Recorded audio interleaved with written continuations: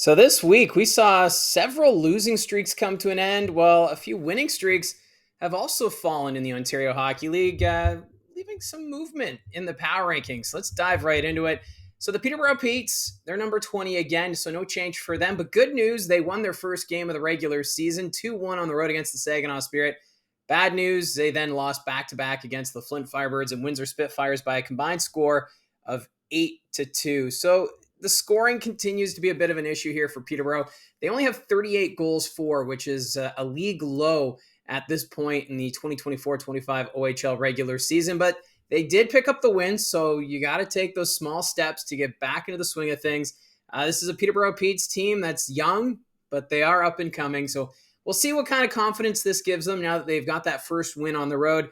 Now they need to get that first win at the Peterborough Memorial Center, so they do have a home game coming up on Thursday against the Owen Sound Attack. Owen Sound, though, they have been playing a little bit better of late, but that's a game that maybe there's a chance they can get a victory. And then on Friday night, they travel to Kitchener to face the Rangers. So that's going to be another tough road matchup down at the Odd. At number 19, we have the Flint Firebirds. They fell 2 spots this week. Flint, they were 1-2 last week with their one win coming against Peterborough. And I'm very surprised with Flint's struggles so far this season. I kind of figured they'd be a team maybe competing in the West Division, but right now find themselves near the bottom of the Western Conference. They're 3-6-0-1 over their last 10, but good news for Flint. Hayden Reed, who joined the team from the USHL, he scored in his second game against the Saginaw Spirit, so there's a positive, and we'll see if they can build some momentum. On Wednesday, they're home to the Saginaw Spirit. Friday, they travel to Sault Ste. Marie. And then on Saturday, they're home to the Erie Otters. At number 18, the Sarnia Sting, they fell 2 spots this week. The road has not been kind for Sarnia. They went 0-3 last week, and they're 1-5 on this road portion of their regular season schedule, and they still have 2 more road games to go. Zach Filak, though, had a great game against Niagara last week where he posted a goal and an assist, and he also had a face-off percentage of 64% in that game. So some good signs there from Zach Filak as this team tries to turn things around. Coming up on Friday, they visit the London Knights. Saturday, they're in Saginaw. And then Sunday, home to the Kitchener Rangers. So a very tough 3-3 coming up here for Sarnia. At number 17, the Guelph Storm. They're up 2 spots this week. Now, Guelph, they had a big week, snapping their 8-game losing streak with a 4-1 win in Brantford.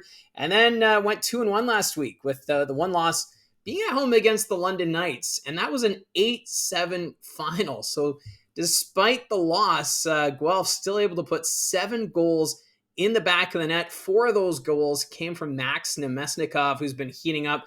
So this team showing a little more urgency and playing a lot better than what we saw to start the regular season. Of course, illness and injuries were a bit of an issue to start, but now that everyone's starting to get healthy and they're coming back in the lineup, Guelph showing some positive signs. On Friday, they're home to the Niagara Ice Dogs, and then another rematch with the London Knights at home on Sunday. At 16, we have the Owen Sound Attack. They're up 2 positions this week. They're another team that's been playing a little bit better of late. They went 2-1 last week, including an overtime win over the Kitchener Rangers. Sam McHugh, he was the hero in that one. And it just goes to show that even though Owen Sound might be the underdog for most of the season, you cannot take this team lightly. So Owen Sound fans, I think they're going to have a team that's going to come out to the Bayshore night in, night out with a no-quit attitude. So I do like the direction this team is heading. Obviously, it's going to be tough to get the wins, but I think the positive signs are here for Owen Sound. And on Thursday, they start the East Division road trip in Peterborough against the Petes. Friday, they're in Kingston. And then Saturday, they wrap it up in Ottawa. At number 15, the Brantford Bulldogs. Easy enough for me to say. They're down 4 spots this week, and it's been a head-scratcher seeing both Brantford and Brampton at the bottom of the Eastern Conference standings, considering these 2 teams were thought to be contenders going into this season. Brantford 1-2 last week. They're 3-5-2 over their last 10 games. Jack O'Brien, though, he had a hat trick in the Bulldogs' win over Brampton, so maybe this is a spark the team needs. But either way, Wednesday night, they're home to the Barrie Colts. Saturday, they take on Brampton. And then on Sunday, they visit the Niagara Ice Dogs. So again, another tough schedule coming up here for Brantford. At number 14, the Brampton Steelheads. They're also down 4 spots. Just like Brantford, it's been a rough stretch here for the Steelheads. 0-3 was their record last week. They're now 4-5-1 over their last 10 games. Porter Martone, he missed Saturday's game in Kingston due to a suspension. And in that game, Brampton gave up 8 goals to the Frontenacs. At the start of the season, I thought the Steelheads, they had the depth offensively, but now it seems that depth might be a bit in question. I know they're dealing with some injuries as well, and this might be an area that James Richmond looks to address going forward between now and the OHL trade deadline, because Brampton, they are a great team. They got great goaltending. It's just they're not getting the wins right now, and you can't really win night in, night out with just one line. You need the depth. You need the additional scoring. They do have an amazing top line, Martone, McDonnell, and Rakoff, but outside of that, they need the supporting cast if they're going to string some wins together. And they only have 2 games this week. Friday, they're home to the Barrie Colts, and then Saturday, they visit the Brantford Bulldogs. At number 13, the North Bay Battalion, they're up 2 positions this week. It was a tough 2-game road trip, but boy, oh boy, did North Bay make the best of it. They went 1-1 in their 2 road games in Windsor and London. They held on for the win over the Spitfires, where Owen Van Steensel had a 2-goal game. And with Anthony Romani still out due to injury, I think if this team wants to stay afloat in the Eastern Conference standings, they're going to need more of that offense from Van Steensel. And coming up on Thursday, they're home to the Windsor Spitfires, and then Sunday they take on the Sudbury Wolves. At number 12, it's the Kingston Frontenacs, who are up 1 position this week. And the Frontenacs, they continue to lead the East Division after going 2-1 last week. And that included a 2-1 victory at home against the Oshawa Generals. Jacob Battaglia continues to get the offense going for Kingston. He has 14 goals, which puts him 5th in the league. He's also earned a goal now in 4 of his last 5 games. So Battaglia really standing out here for Kingston going forward. And the other thing for the Frontenacs, their goaltending tandem has been solid with Mason Vicari and Nolan Lalonde. I think this is a big change for this team, because last year they leaned really heavily on Vicari during the regular season. And now that they've got another goaltender to help him out, give him a break, you're starting to see the positive signs here for Kingston. So we'll see if they can continue this momentum. Wednesday, they're in Ottawa. Friday, they're home to Owen Sound. And then on Sunday, they travel to Oshawa. At number 11, it's the Ottawa 67s, who are up 3 positions. What a turnaround it's been for the 67s. They were 2-0 last week, and they're riding a 5-game point streak as they try and climb out of the basement standings in the East. Brady Stonehouse, of course, made his return to the 67s lineup on Friday against Brampton. No points, but he was named the 3rd star for his efforts. So some positive signs right now for Ottawa going forward. And on Wednesday, they host the Kingston Frontenacs. Friday, they're home to Oshawa. And then on Sunday, they're home to Owen Sound. At number 10, it's the Sudbury Wolves, who are down 2 positions this week. The Wolves, they were kind of exceeding expectations to start the regular season, but now we're starting to see some cracks. Sudbury 1-2 last week. They came back to force overtime at home against the Barrie Colts, but then fell apart, losing 8-1 to Barrie on Saturday at the Saddleton Arena. Although this team's still getting shots on net. They're generating chances. Maybe a lot of those shots are perimeter shots, but if they can start getting more traffic to the net, this team should be able to get back in the win column. But another factor here is, and I know this was an issue last season, but discipline. They have the 2nd most penalty minutes in the OHL with 276, 1 penalty minute less than the league-leading London Knights, who have 277. So if they can stay out of the penalty box, continue to get the shots on goal, plus they're still getting adjusted to life with Andre Molnar and Quentin Musty being back in the lineup. So it's going to take some time, I think, to get that chemistry and to get into that groove, but hopefully it won't be too long. Coming up on Friday, they're home to the Windsor Spitfires, and then Sunday they visit the North Bay Battalion. At number 9, we have the Niagara Ice Dogs. They are up 3 positions this week. When it comes to the power rankings, I like to have teams climb them gradually. So for Niagara, maybe that climb was a little too gradual. Since the start of the season, they still lead the Eastern Conference standings, which is quite remarkable. However, Niagara, they were 2-1 last week, but their one loss to the Erie Otters was ugly. It was a 9-3 defeat, and that's one concern I have right now for Niagara is how they've been playing against some of the top teams in the league. They've got losses now to Erie, Barrie, and Windsor in recent weeks, but they have shown that they can bounce back. So don't count Niagara out. I still think this is a team heading in the right direction, and it makes it more fun when a team is exceeding the expectations. And we can make our predictions before the start who we think is going to win each division, but it is a little more fun when there's a team that surprises most of us. Coming up for Niagara, Friday they're in Guelph, and then on Sunday they're home to Brantford. At number 8, we have the Barrie Colts, who are up another position. The Colts 2-0 last week, despite having some key pieces out in the lineup due to injury and illness. They won in overtime against Sudbury, where Kayshawn Aitchison was the hero. And then they followed it up with an 8-1 win at home against the Sudbury Wolves, and Grayson Tiller earning the hat trick in that one. This is a very strong group, and once healthy, maybe this is what we're going to see more of with these big wins. They are 8-2 over their last 10 games, so heading in the right direction, trying to catch Niagara in the Central Division. They're 4 points back, but still exciting times for the Barrie Colts. Coming up on Wednesday, they're in Brantford. Friday, they're in Brampton. And then on Saturday, they're home to the Oshawa Generals. That's going to be a big game on Saturday at the Sadlin. At number 7, it's the Saginaw Spirit. No change for them. It was an interesting week for Saginaw. They lost to Peterborough, so I had them drop in the power rankings. But then they put up wins against Windsor and Flint. So staying in 7th right now seems like the right spot for the Spirit. Plus, you've got Michael Misa, who continues to be a beast with the goal scoring.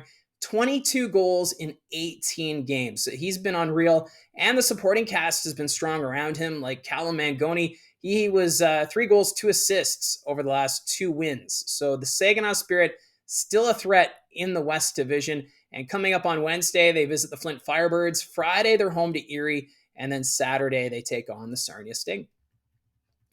At number 6, the Sioux Greyhounds. No change for them as well. The Greyhounds 1-2 last week. Losses against London and Kitchener, 2 of the top teams in the Western Conference right now. But then they cruised to a 6-2 win over the Flint Firebirds. So keeping the Greyhounds in 6th is kind of a wait-and-see approach that I'm taking, because this team has been playing well over their last 10.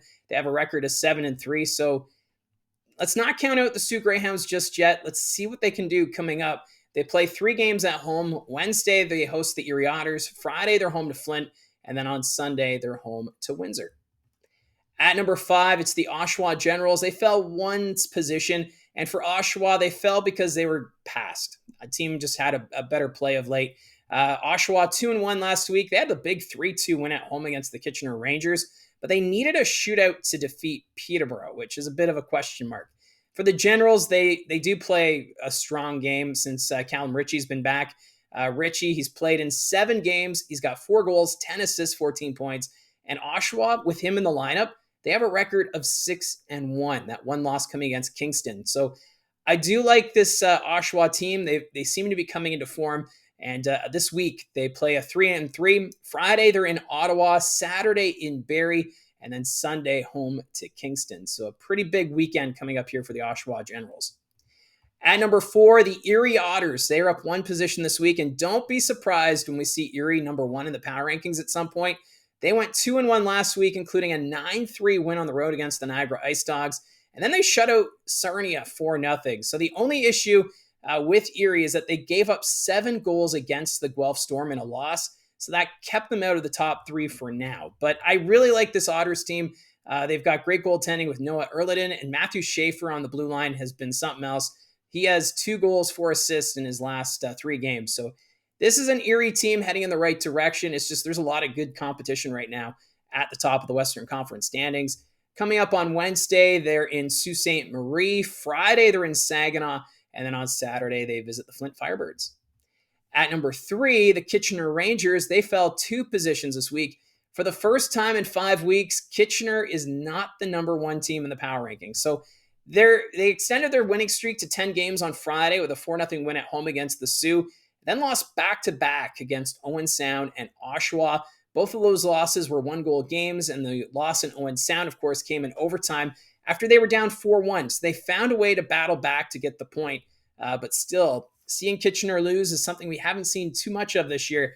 And coming up this weekend, just 2 games. They're home to Peterborough on Friday, and then Sunday they're in Sarnia. At number 2, it's the Windsor Spitfires. They're up 1 position this week. It was not the greatest of weeks for Windsor. They were 1-2, but I'm giving them some credit since they ended the week with the win at home against the Petes, a loss to Peterborough, and this power rankings probably would have looked a lot different for the Windsor Spitfires. So I'm giving them a bit of a break right now. But they will be getting Ethan Belchitz back and also Lemieux on their rookie forwards. And that's, I think, going to be a big help for them going forward with their depth. So we'll have to wait and see how this plays out for Windsor. So they are doing the Northern Road trip this weekend, which can be tough at times. On Thursday, it starts in North Bay. Friday, they're in Sudbury. And then on Sunday, they end it in Sault Ste. Marie. So that leaves us with the number one team in the power rankings this week, up one position, the London Knights. Now, the Knights, they were 2-0 last week, but their second win against Guelph was not London-like at all. It was back and forth, so they have the offense, they have the skill, but it was an 8-7 final. You don't usually see the Knights give up 7 goals in a game. They were still able to get the win, and it was their depth players who were getting most of the points. But the 8th goal of the game came from Easton Cowan, and that extended his point streak to 49 games. So if it wasn't an 8-7 final, the point streak of Easton Cowan would have come to an end. But it's still going strong, and for the London Knights, they're on a 9-game winning streak. Specialty teams have been solid. They have the league best power play, operating at 30.6%. We'll see how long that lasts, but their penalty kill, 82.1%, which is also very strong. But they also lead the league in penalty minutes with 277. So specialty teams, a big factor for the London Knights, and they're still finding ways to win. It kind of reminds me of how the Knights put on that point streak last year around the Christmas break, but this is only the middle of November, and we're already seeing the Knights playing with that strength and determination. So I think the league might be taking notice now that the Knights are starting to get back into their winning ways. But we'll see. Every team's going to go through adversity. We'll see what happens with the London Knights going on. I am still scratching my head how they gave up the 7 goals against the Guelph Storm. Guelph, they have been playing better of late, but still, you would think this Knights team would have been able to keep the puck out of their own zone because they've been out shooting teams quite well, unless fatigue is starting to become a factor. But still, for the London Knights, Friday, they're home to Sarnia, and then they're back in Guelph on Sunday. So that's how I see it from the booth of the Power Rankings. Let me know in the comment section down below your thoughts on the week that was. What stood out to you over these last 7 days? And don't forget to hit like and subscribe, and we'll talk to you soon.